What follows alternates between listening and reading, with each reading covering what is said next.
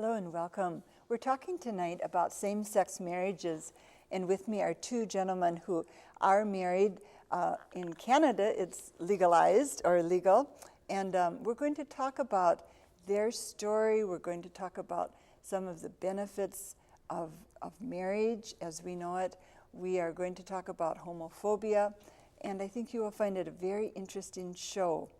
With me, first of all, is Bill Eknes-Tucker, and Bill is a nurse. He was just telling me at Park Nicollet, where you work in the oncology That's right. clinic out in St. Louis Park. That's correct. Yes. And our second guest is Bill's husband, Bill's partner.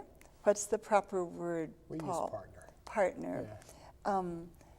Paul Tucker is with us, and Paul is a pastor at All God's Children Metropolitan Community Church, which is on Park and Park Avenue and 31st Street. 31st Street. South Minneapolis. And this church is really a church that's very open to all people, and it's really thought of, isn't it, as a gay, lesbian, Yes. bisexual, transgender congregation? Yes, in fact, it was started in the 1970s as a church specifically to outreach to the gay and lesbian community, because at that time there were no churches that openly welcomed gay and lesbian folks into the congregation. And over the years, our mission has kind of expanded to have a few more alphabets added in there. So we have bisexuals and transgendered as well. But it really is, we're trying to live out the call to be a church where anybody can come and be welcome to be who they are. And you said you have about 300 and some Yeah. members, which is a healthy Yes. size congregation. It's a nice size group. And people come from all over the 7-county area, I bet. We even have folks as far away as Bemidji come to church on Sunday. Really? Yeah, On so a regular basis? On a regular basis. Wow. Except when the snow is just too high up there. Well, that's great. I'd like to ask you some questions about how you met and your relationship, and how your friends have supported or not supported your relationship. But first, tell us, you got married in Toronto, May 26th of 2005. Was that a hard decision, a big decision, an easy decision? How did that come to be? Well, I think it was a very natural decision.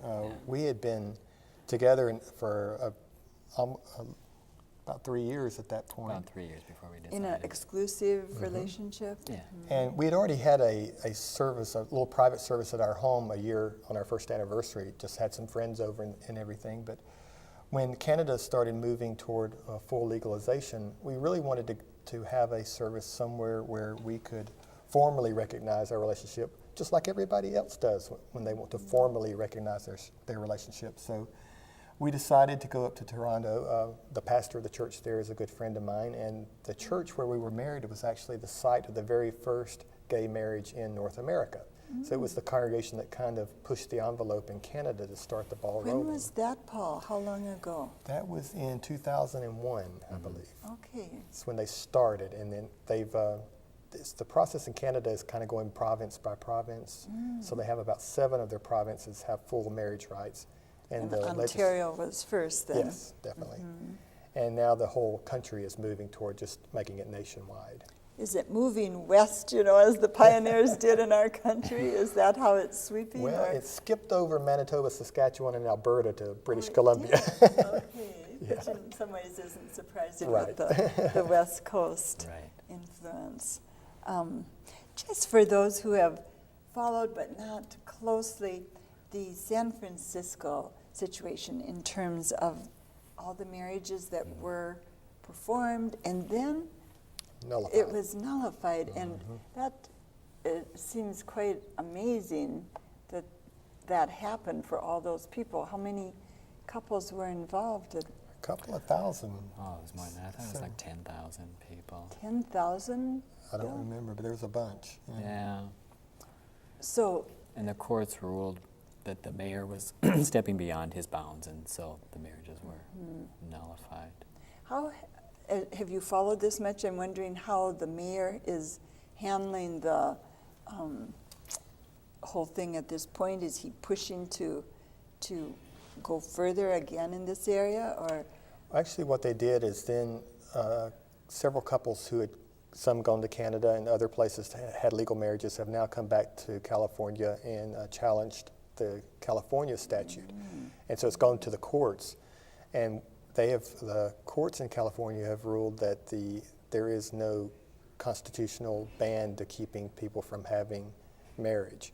And so they're moving toward a domestic partnership kind of thing in California right now, it looks like. But it's still in process. It hasn't been completely satisfied. So it may take a while. It will take a while, yeah. Why do you feel, and I will go back to your personal story a bit, but before we do that, why do you feel that civil union is not the answer, and that marriage is, as we know it with heterosexuals, is important for our country, for our society? I'll let you go first, Bill. I think in a lot of situations, people are just saying, well, we don't want the word marriage. Let's go ahead and use a civil union. Right. It's a separate but equal. And the United States has tried that before in the 60s with, segregation, and, it was going to be separate but equal. And that doesn't work. I mean, so that for us, we feel that marriage, the actual word marriage, the same as the same word that would be used with a heterosexual couple, should apply to us. We don't want to be different in any way. Equality. And the reality is that there are over 1,100 rights and privileges that come with marriage that are different than civil union. Over 1,100. 1,100. That most people just take for granted. And it's just like, you just know when you get married, you're going to be able to do all these things. And some of them are very simple, some of them are very complex legal and financial decisions. But they're automatic once you were married. And so it's not equal. It's separate and unequal. And with civil union, are many of those 1,100 rights for a couple that would have a civil union? Depends on how the laws are written in the particular state. It's done state by state.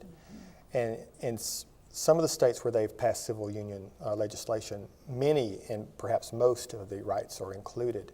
However, what we've seen over the last couple of months in some of the states that have passed constitutional amendments banning same-sex marriage is that they have also used those particular bills to also ban civil unions and domestic partnership laws.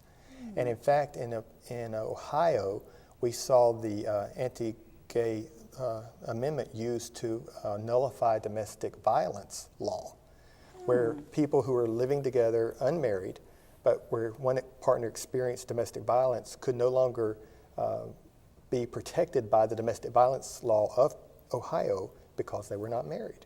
So this anti-gay marriage law is being used in some really horrible, horrible ways. And people aren't aware that this is what's going to happen when they pass these laws.